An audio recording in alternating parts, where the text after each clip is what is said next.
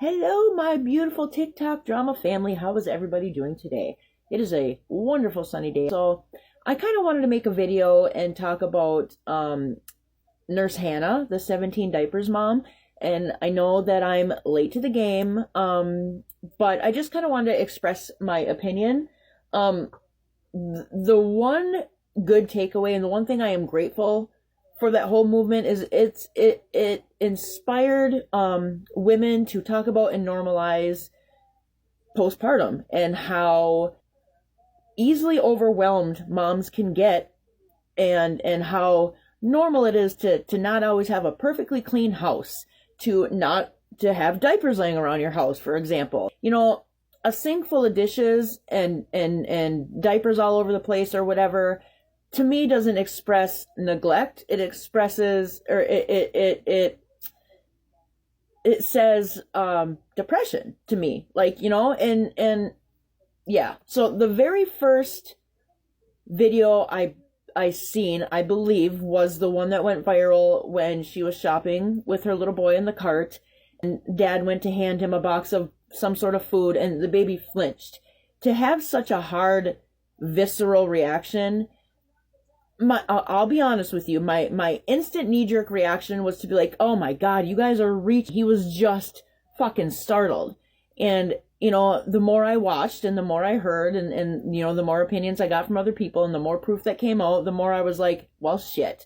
Because, he was already seemingly throwing a fit. He was already, and us moms know when our kids are throwing tantrums, they can be complete little assholes.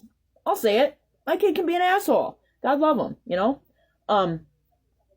But it would break my heart, no matter the circumstances, if I went to hand my child something and they flinched. When your first example of safety and security, in my opinion, that should come from one's parents or family. I know there's semantics and things that happen and whatever, but that's going to be a child's first representation of trust, honesty, safety, expectation of basic survival, needs, food, warmth, cleanliness, all of the things, right? And when that shit is swayed by your main foundation in life, it can leave some damaging trauma. And I say that as somebody I was never starved, but I was absolutely hit a lot. My mom had a lot of, no excuses, but she had a lot of mental health, anxiety, anger issues, and I got the brunt of a lot of that. And when that is supposed to be your foundation of safety, that can make you be resentful. It can turn you angry. It can shut you the fuck down. So it breaks my heart. Now, the fucking food videos, there's no planet in any realm of any capacity of any reality in any world would I sit down at a family dinner table with my children eating fries and would shoo them away. Now, my son is a French fryaholic. He is addicted to McDonald's fries when we can get it, okay? So he had a large fry, a super large fry on his plate, and went to go grab a handful of mine? Sure. Do I stop him then? Yes. There's a difference. He has his own. This little baby just wanted it to munch on some snacks from mom and dad. Are you fucking kidding me? And he went to go, mom dipped her fries in whatever the hell that was, and baby just wanted to dip too, and dad picked up the sauce, and he picked up the fries and put it over his head, and then you see him flicking the hands out of the...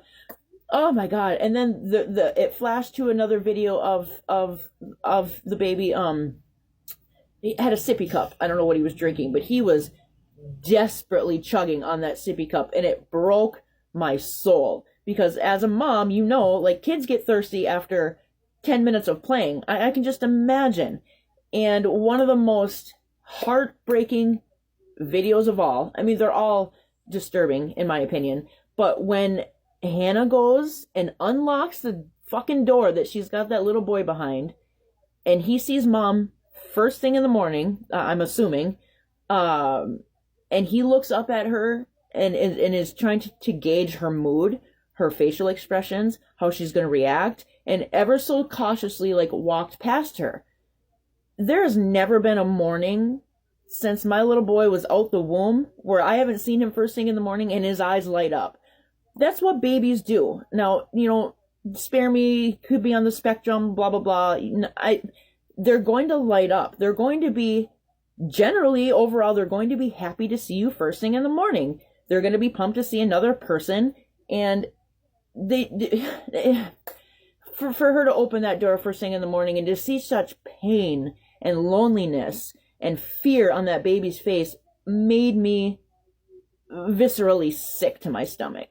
It made me sad for him, because I know what it feels like to fear your parents, and I would never want to instill fear in my children. I want them to not want to disappoint me.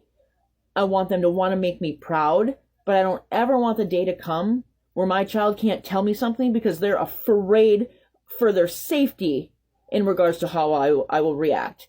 They should know what things are going to upset me and how I would react in general over, depending on the severity of situations. But God willing, I pray that my kids can come to me always, and that I never instill fear or make them hesitate to want to talk to me.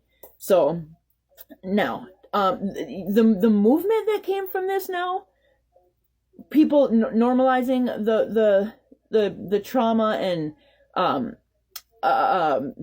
postpartum, how real and how you're not alone, and how that doesn't make you a bad person just because your house is messy, and just because you're not emptying the garbages and picking up every little flake of garbage off your floor, every second of every minute of every hour of every day.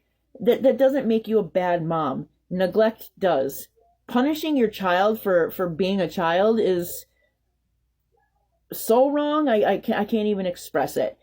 To, like, your kids eat more than 3 meals a day, right? Like, tell me your kids don't come home from school starving, acting as if they've never eaten a day in their goddamn life. Mine does. My son comes home, he's 11 years old, and he comes home like has been starving for 6 weeks at boot camp or something. Whatever. They snack all day long, and especially as they're growing, they're hungry all the fucking time. Do you only eat breakfast, lunch, and dinner? And spare me, I only eat once a day. Whatever. I just, I'm anticipating, troll comments, but I don't ever get any, so I don't know why I'm being that way. It's a frustrating situation, because anybody who's trying to justify and make excuses for and are okay with these type of things happening in front of our eyes, and to come on and try to make excuses and explain them away, no, I'm not okay with that. So let me know what you guys think about that situation, and let's discuss it in the comments. Bye.